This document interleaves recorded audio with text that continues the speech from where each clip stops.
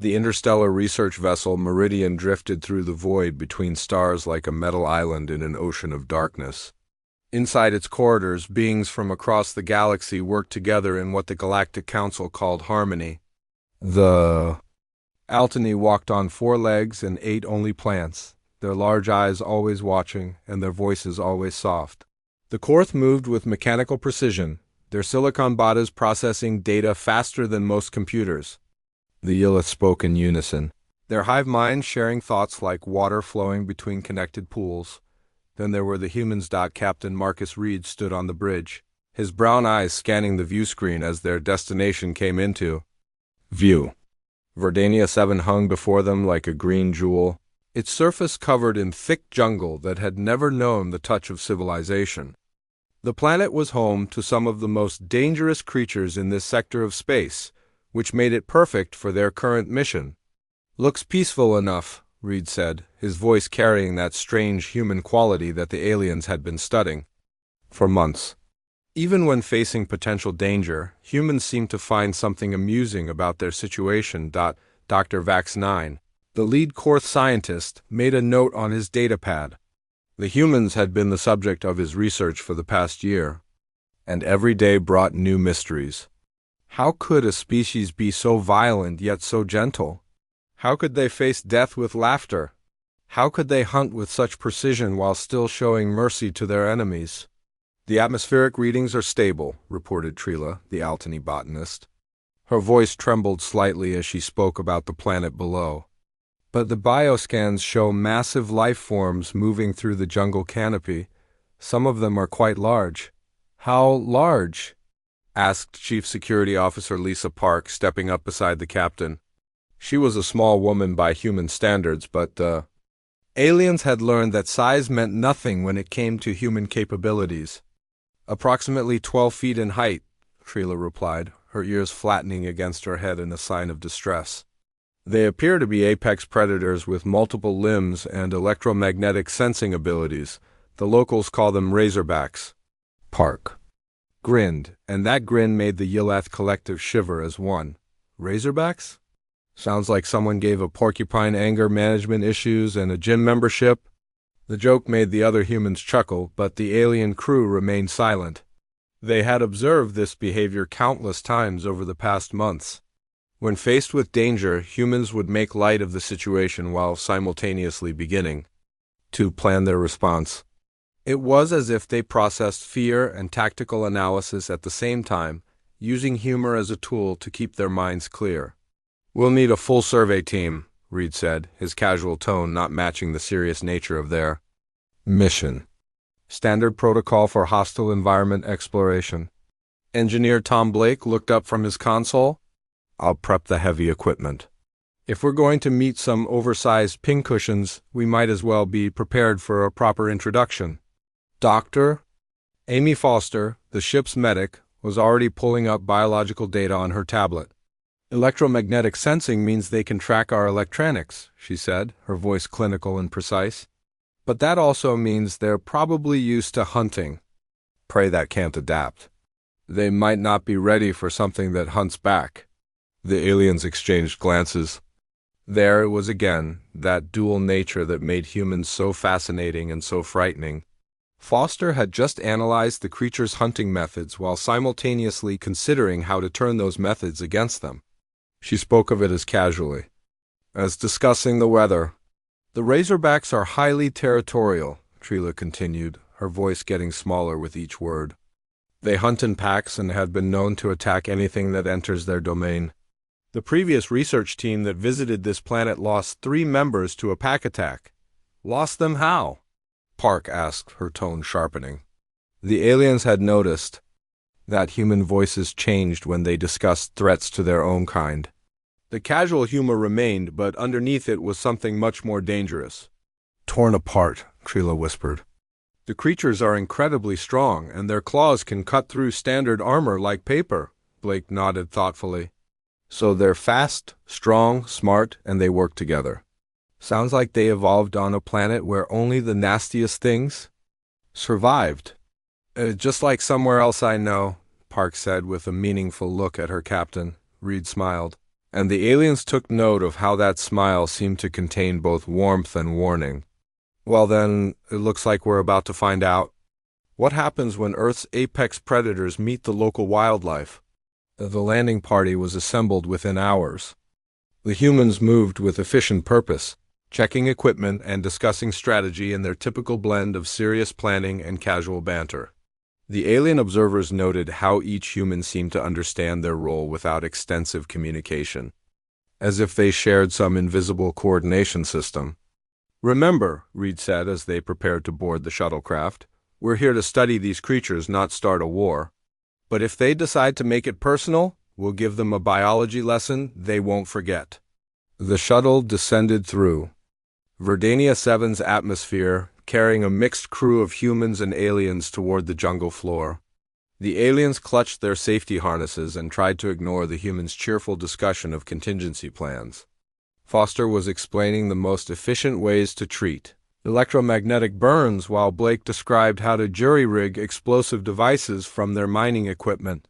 "You know," Park said as they approached the landing zone, "I've always wondered what it would be like to hunt something that actually poses a challenge. Most of our training exercises back on Earth were against other humans, and we already know how that story ends." "How does it end?" asked Vax 9, his mechanical voice betraying genuine curiosity. Park's grin was sharp as a blade. "With someone learning why you don't pick fights with hairless apes who figured out how to throw rocks really, really well." The shuttle touched down in a clearing surrounded by towering trees that seemed to pulse with hidden life. As the landing party disembarked, the aliens stayed close together while the humans spread out with practiced ease. They moved like a pack, each member covering the others while maintaining constant awareness of their surroundings. Something roared in the distance, deep and threatening. The alien crew members immediately began calculating retreat routes and defensive positions. The humans, however, exchanged glances and smiled. "Well," Reed said, checking his sidearm with casual efficiency, "sounds like the welcome wagon is on its way." The jungle of Verdania 7 was alive with sounds that made the alien crew members wish they had stayed aboard the Meridian. Every rustle of leaves could hide a predator, every shadow could conceal death. The Altany botanist Trila walked with her, large eyes constantly moving, her forelegs trembling with each step. The Korth scientist Vax 9 processed environmental data at maximum speed, trying to predict threats before they materialized. The Yillith collective huddled together, their shared consciousness offering little comfort in this place where individual death was only moments away. The humans, however, seemed to be enjoying themselves. Captain Reed walked point with the relaxed confidence of someone taking a stroll through a park. His eyes missed nothing as they scanned the jungle canopy, but his posture remained casual. Behind him, Security Chief Park moved with the fluid grace of a natural predator, her weapon held ready but not raised. She was humming softly under her breath, some old Earth song that seemed completely inappropriate for their current situation. "Motion sensors are picking up multiple contacts," reported Blake, his voice carrying that typical human mix of professional competence and dark amusement. "Big ones moving in a coordinated pattern about 200 meters to our north." "Pack hunters," Foster observed, consulting her tablet while simultaneously checking her medical kit. "They're probably been tracking us since we landed." The electromagnetic signature from our equipment would be like a dinner bell to creatures that evolved to hunt using those senses. Trila's ears flattened against her head. "Should we not return to the shuttle? If they are hunting us, surely retreat would be the wisest course of action." Reed glanced back at her with that human expression that the aliens had learned meant trouble was coming. "Now, where's the fun in that? Besides, we came here to study apex predators. Can't do that properly from orbit." The first razorback emerged from the underbrush like a nightmare given form. It stood 12 feet tall on 6 powerful legs, its body covered in metallic spines that seemed to shift and move in the dappled jungle light. Its head was a mass of sensors and teeth, electromagnetic organs pulsing with a sickly blue glow. 3 more emerged from different directions, then 6 more, until the landing party was surrounded by a pack of creatures that looked like evolutions Answer to the question of what happens when you give a porcupine the size and attitude of a grizzly bear. The aliens froze in terror. The Yillith Collective began broadcasting distress signals while Trila collapsed to the ground in a defensive ball. Vax 9 started calculating the probability of survival, his mechanical mind racing through scenarios that all ended in dismemberment. The humans, impossibly, began to laugh. "Well, would you look at that?" Park said with genuine appreciation in her voice. "They're even uglier than the photos suggested. It's like someone took a hedgehog and asked it to design its own personal hell."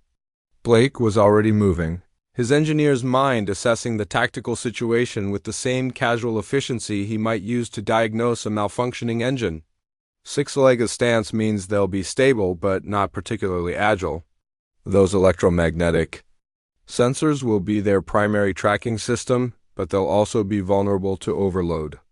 Foster had her medical scanner out, taking readings even as the creatures began to close in. Cardiovascular system shows stress indicators. They're as nervous as we are, which means they're not used to prey that doesn't run. The lead Razorback let out a sound like tearing metal and charged. What happened next defied everything the aliens thought they knew about sapient behavior. Instead of running or taking defensive positions, the humans scattered in a coordinated pattern that turned their surrounded position into an advantage. Reed dove left while Park rolled right, both of them firing their weapons at precise points on the creature's legs. Blake pulled out what looked like a standard mining charge and began making rapid modifications to its detonation sequence. "Foster, 12 o'clock high," Park shouted, not looking away from her own target. The medic spun and put 3 rounds into a Razorback that had been dropping from the canopy above, her shots placed with surgical precision at the joints where the creature's armor was weakest. "Thanks for the heads up. Always nice when the patients come to me instead of the other way around." The humans moved like a single organism, each member anticipating the other's actions without apparent communication. When Reed's weapon overheated, Park was already providing covering fire. When Blake needed time to finish his improvised explosive, Foster created a distraction by using her medical laser to temporarily blind 2 of the creatures. "These things really don't like bright lights," Foster announced as she dodged a swipe from massive claws. "Their electromagnetic senses are oversensitive to sudden energy spikes." Blake grinned as he activated his modified mining charge. "Then they're really going to hate this."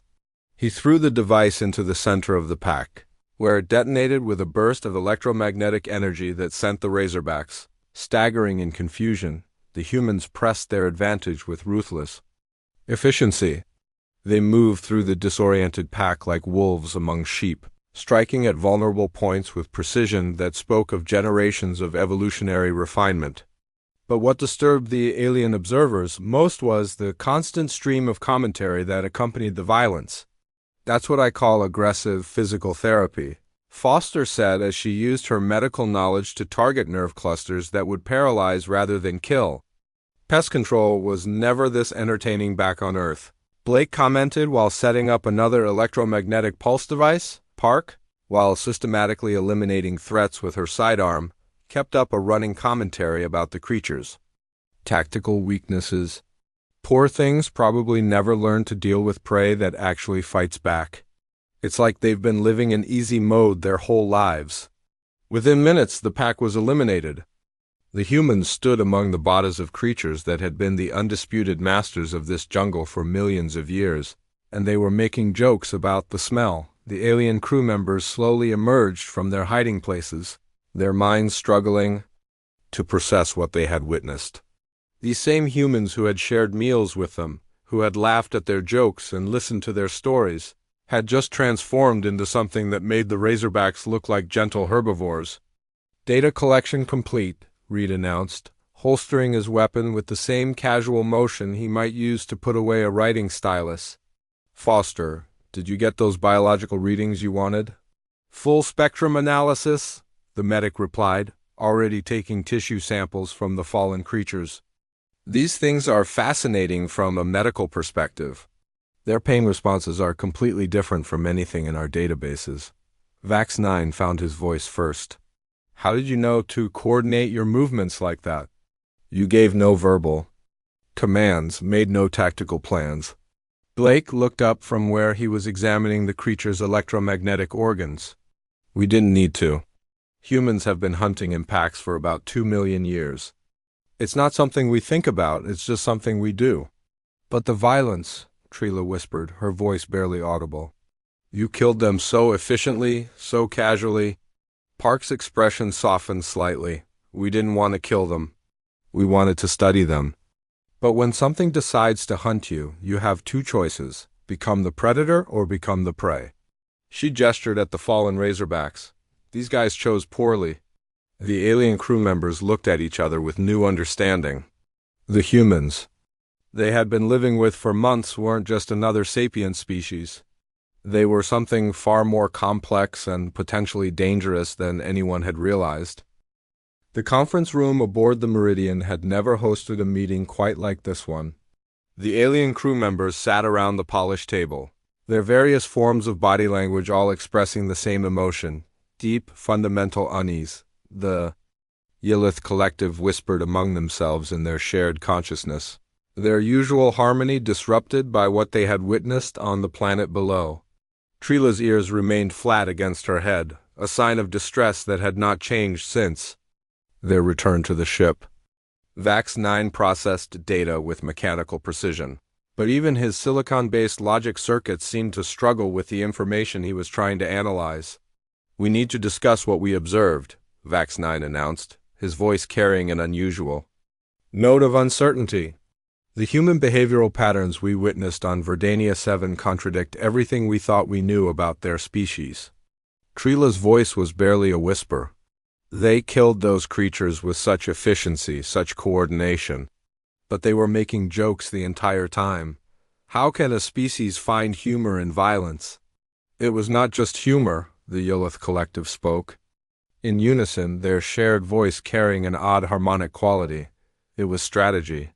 They used their casual demeanor to maintain psychological stability while executing complex tactical maneuvers.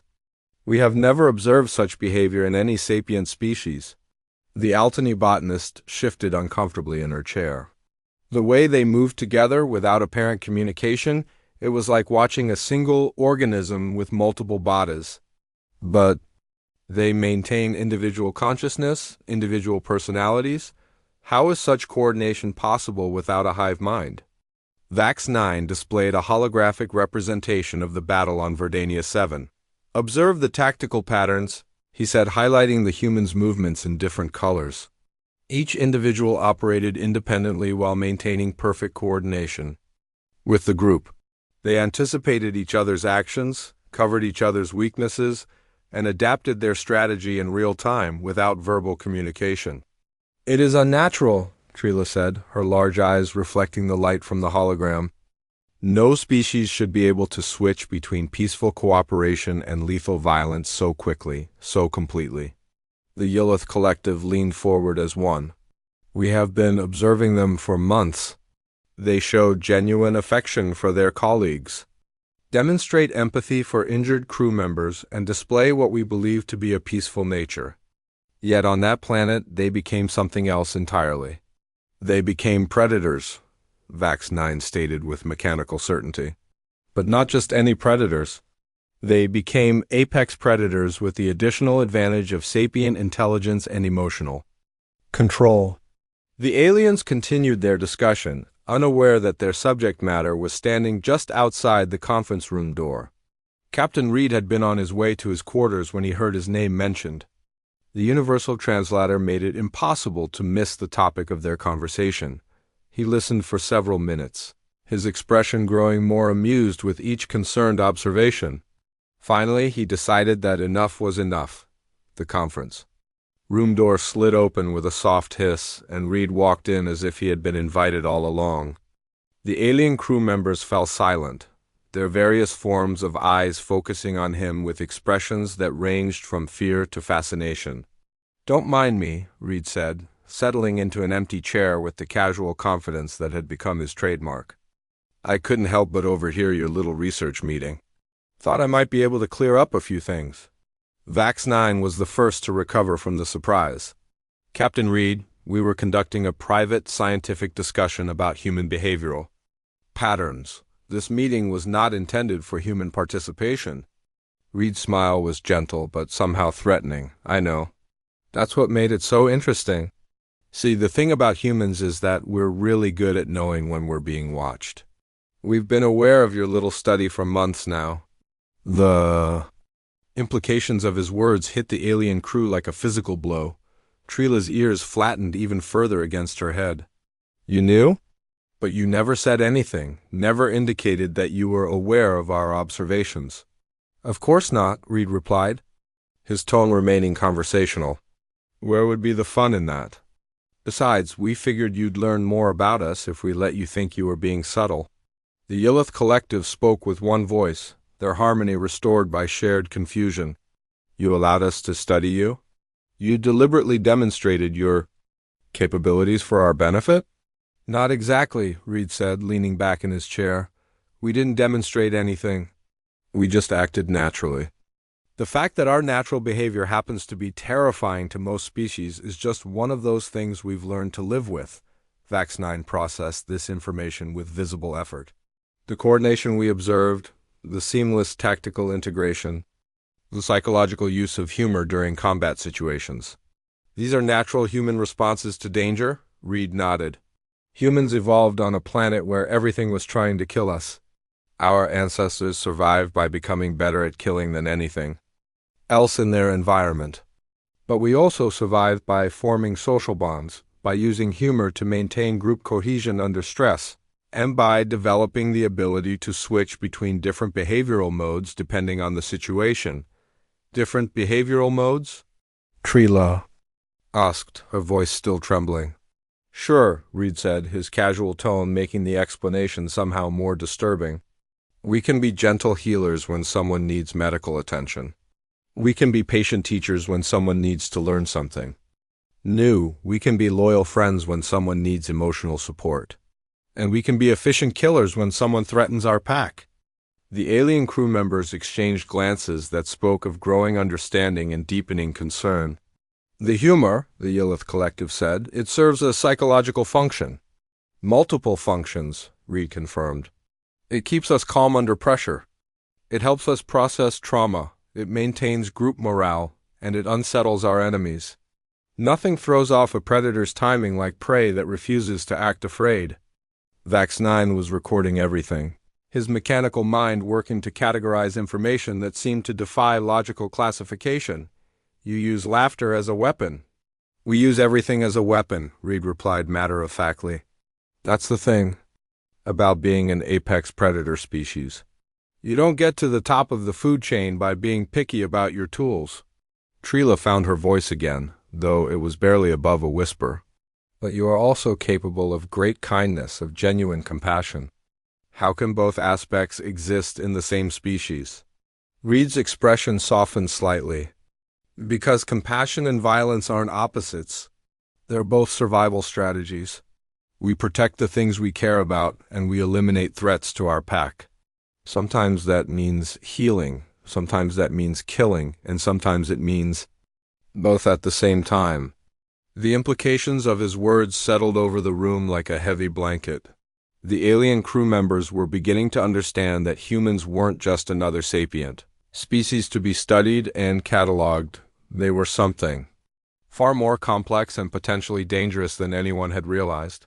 So what happens now? Vax 9 asked, his voice carrying an unusual note of uncertainty. Reed stood up and stretched, his movements casual but somehow predatory. Now you finish your report. You tell the Galactic Council what you've learned about humans. And you decide whether you want us as allies or enemies. He paused at the door and looked back at the silent alien crew members. Just remember, we've been on the same ship for months now. We've shared meals, told stories, and worked together as a team. That makes you pack. His smile was warm but edged with something darker, and humans protect their pack. The door slid shut behind him, leaving the alien crew members alone with their thoughts and their growing understanding of what it meant to be human. The distress signal reached the Meridian 3 days after the meeting in the conference room. It came from Research Station Alpha 7, a remote outpost on the edge of Kithara space where scientists studied the mineral compositions of asteroid fields. The transmission was broken and filled with static, but the meaning was clear. The station was under attack. Captain Reed stood on the bridge, reading the fragmentary message while his alien crew members watched him with new understanding. They had spent the past 3 days processing what they had learned about human nature, and now they were about to witness it in action again. "Kithara Raiders," Reed announced, his voice carrying that familiar tone of casual seriousness. 3 ships, maybe 4?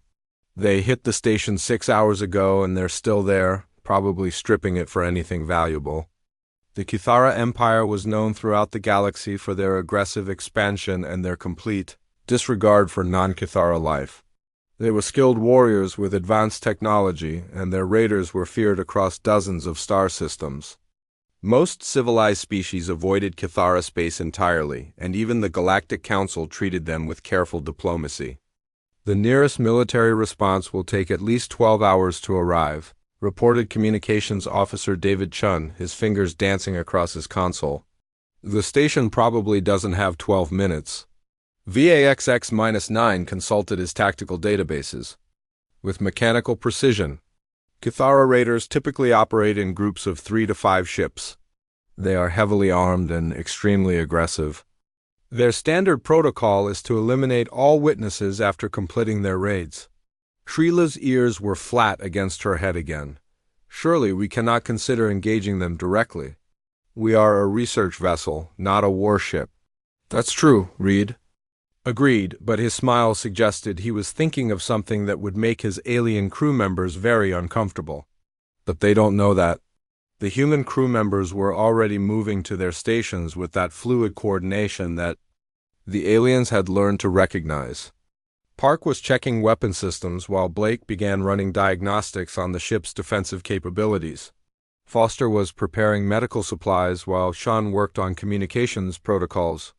"Sir," Park reported, "we've got decent shields and enough firepower to make a fight of it, but against 3 or 4 Kithara ships, we're going to be outgunned." "Then we don't fight fair," Reed replied, settling into his captain's chair. "Chun, open a channel to the raiders. Let's see if we can get them talking." The main view screen flickered to life, showing the bridge of a Kithara raider ship. The captain was a typical representative of his species, tall, heavily muscled, with gray skin marked by ritual scars and eyes that seemed to burn with constant anger. His voice was a harsh growl when he spoke. "Unknown vessel, you are in Kithara space. Depart immediately or be destroyed." Reed leaned back in his chair, his posture relaxed and conversational. "Actually, I think you're the ones who need to leave. You see, that research station you're currently robbing belongs to the Galactic Council, and we're here to collect it." The Kithara captain's scarred face twisted with rage. "You dare to threaten us? We are the Kithara. We take what we want." "Really?" Reed asked, his tone filled with mock surprise. "Because from where I'm sitting, it looks like you're a bunch of scavengers picking through garbage. I mean, what kind of mighty warrior needs 3 ships to rob a research station?" The alien crew members watched in horrified fascination as Reed continued his verbal assault. The human captain was deliberately provoking the Kithara, using insults and mockery to goad them into an emotional response.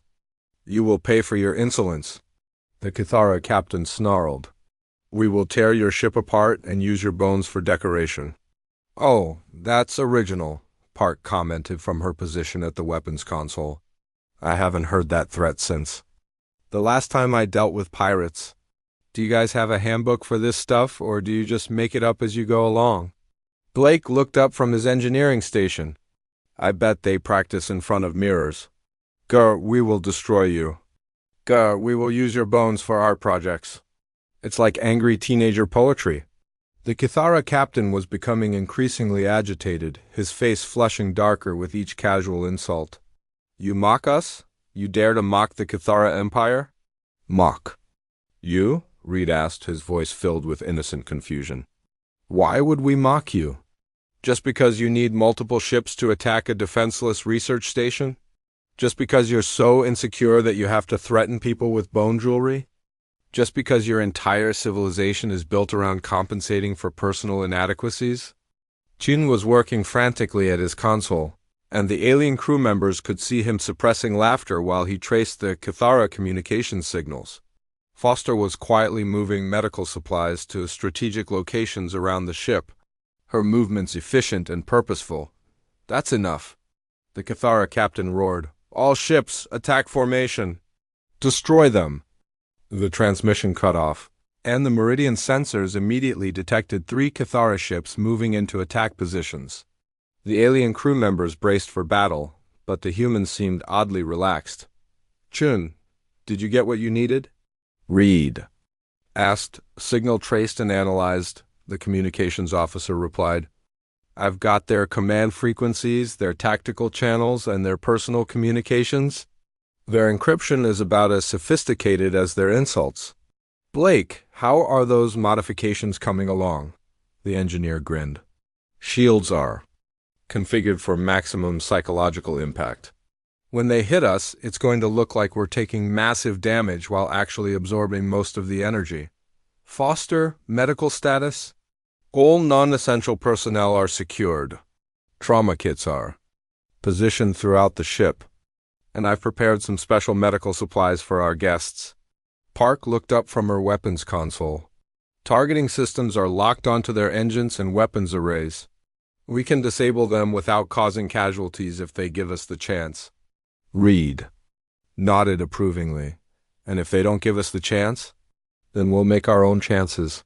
Park replied with a smile that made the alien crew members shiver. The first Cathara ship opened fire, its weapons striking the Meridian shields with devastating force.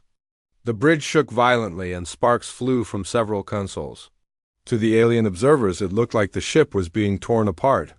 "Hull breaches on decks 3 and 7? Blake shouted over the sound of alarms. "Shields are failing." But the humans were grinning. The alien crew members realized that this was all part of their plan.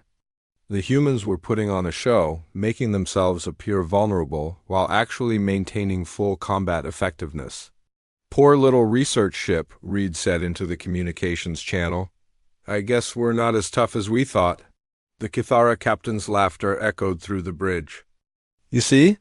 This is what happens when you challenge the Cathara Empire. Prepare to be boarded." "Oh no," Park said in a voice that was clearly false panic. "They're going to board us." "Whatever will we do?" The alien crew members watched in amazement as the humans prepared to turn their apparent defeat into victory. They were about to witness something that would challenge everything they thought they knew about warfare, psychology, and the terrifying creativity of human tactical thinking. The Cathara boarding pods slammed into the Meridian's hull with the force of controlled explosions.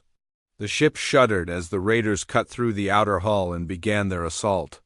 In the corridors, emergency lights flashed red while alarms blared their warnings.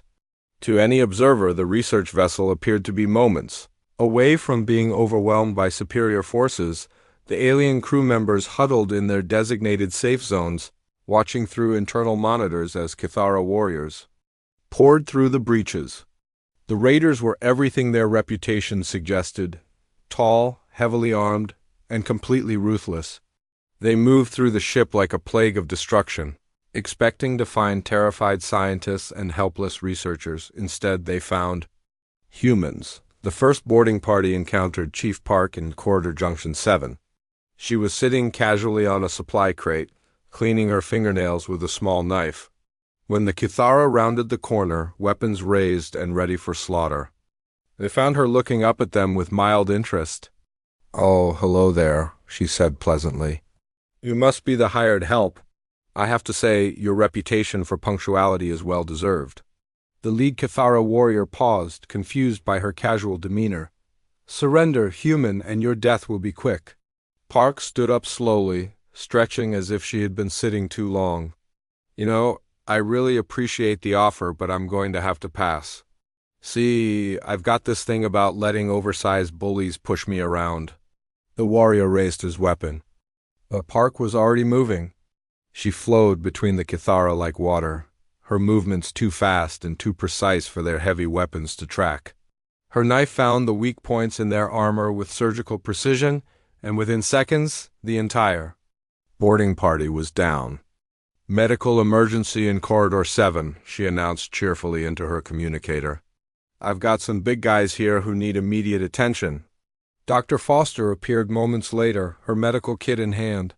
But instead of treating the wounded, Kithara, she was carrying something else, a collection of syringes filled with what she called her special medical supplies.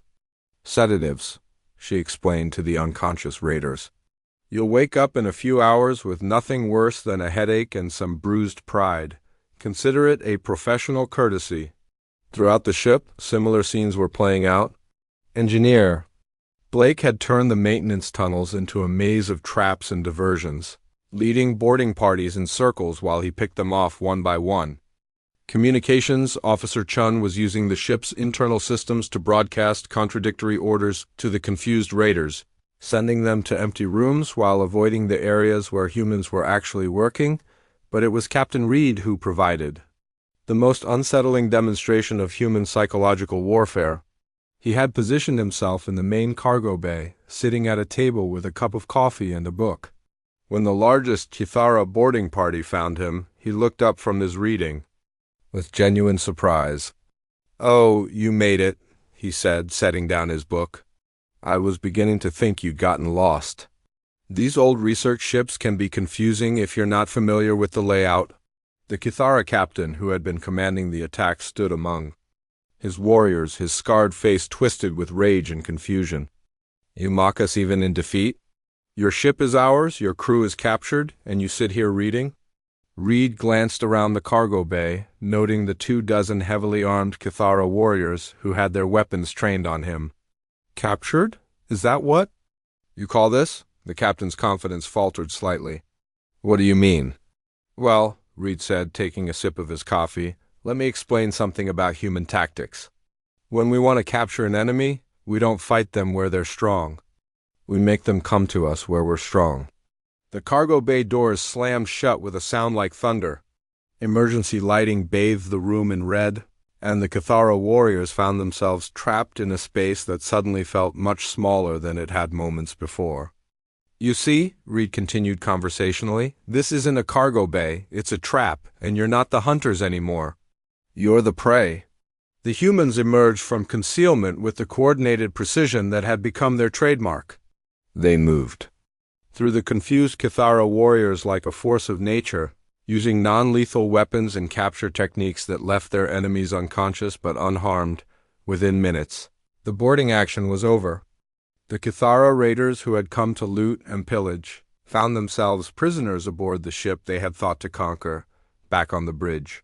The alien crew members watched in stunned silence as the humans completed their psychological warfare campaign.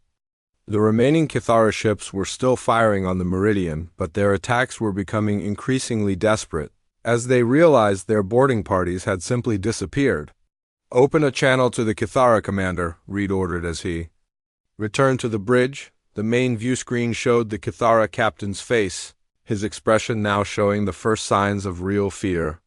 "What have you done with my warriors?" "They're fine," Reed replied casually. "They're taking a well-deserved nap in our guest quarters. We've provided medical attention for the ones who needed it, and they'll wake up feeling much better about their life choices." "You dare to take Kithara warriors prisoner?" "Actually," Reed said, his tone becoming more serious, "I dare to do something much worse than that. I dare to let them go." The Kithara captain's confusion was evident. "Let them go? That's right. In a few hours, when they wake up, we're going to put them back on their ships and send them home." "And do you know what they're going to tell their friends and family about their great raid on a helpless research vessel?" The captain's face was pale now. "What will they tell them?" Reed's smile was sharp as a blade. "They'll tell them that they were defeated by a handful of humans who never even got angry about it. They'll tell them that they were captured by people who were making jokes the entire time. They'll tell them that they were beaten by a species that treats warfare like a game and considers mercy to be a form of psychological torture." The implications hit the Kithara captain like a physical blow. In their culture, defeat was shameful, but understandable.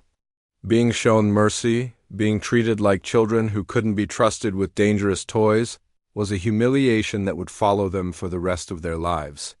"You are monsters," the captain whispered. "No," Reed replied. Gently, "we're just humans, and now you know what that means." The Kithara ships withdrew without another shot being fired. The research station was saved, its personnel rescued, and the raiders sent home to spread the word about what happens when you threaten something that humans consider worth protecting. In the aftermath, the alien crew members of the Meridian finally understood what they had been studying for the past year. Humans weren't just another sapient species to be cataloged and analyzed. They were something far more complex and potentially valuable than anyone had realized. Dr. Vax-9 completed his report to the Galactic Council 3 days later. His recommendations were simple. Humans should be classified as a species of exceptional tactical and psychological capabilities, suitable for the most difficult and dangerous missions that the galaxy had to offer.